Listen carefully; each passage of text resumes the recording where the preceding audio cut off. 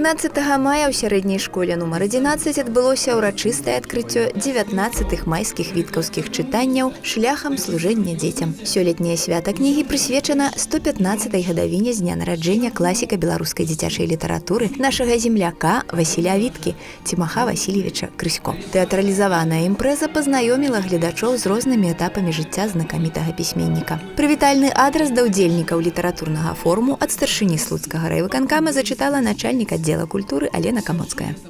Сардечно вітаю вас на урочистым открытии 19-х майских віткаўскіх чытанняў. Этой знаковой падзеі у культурной жыцці Случыны. Быть гаспадарамі такого важного форума – вялікі гонар и адказнасць для Случыны. Штогод мы збіраемся, каб ушанаваць памяць пісьменніка, дакрануцца да яго творчасці, мудрай, шчырай, светлай, напоўненай любов'ю для дзяцей і роднай зямлі, якая даўно стала крыніцай натхнення і духоўнай апорай для многіх пакаленняў беларусаў. 19 чытанні – гэта сведчанне таго, што літаратурная спадчына Васіля Віткі жыве, развивается и аб'ядновае ўсё больш прыхільнікаў творчасці паэта і яго паслядоўнікаў, пісьменнікаў, журналістаў, настаўнікаў, бібліятэкараў, юных чытачоў, усіх тых, хто хоча сэрцам пачуць ёмістасць сакавітае віткаўскае слова.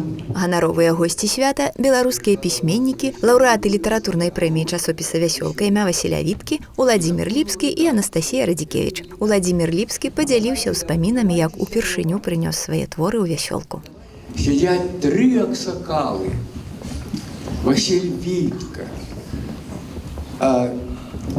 Олесь Пальчевский и Сергей Гороховский. Три волоты, письменники сивые.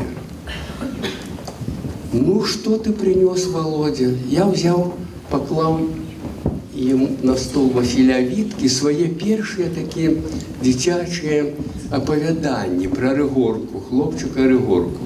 Василь Витка каже: а почитайте нам. Вы не поверите. Я почал читать и узмокрыл увесь. Потому что, коли вслух читаешь свое, что написал, можете вы сочинение читать маме, наставникам, вы отчуете это почуття свое. Я узмокрыл, потому что я отчул, что некоторые слова треба заменить. И коли я прочитал, потный увесь, перед этими аксакалами, я кажу: Тимох Васильевич, можно я перепишу оповедание? Вы не уявляете твар Василя Витки. З-під окуляров блиснули в очі, светлая усмешка, и он каже: о, правильно, треба переписать.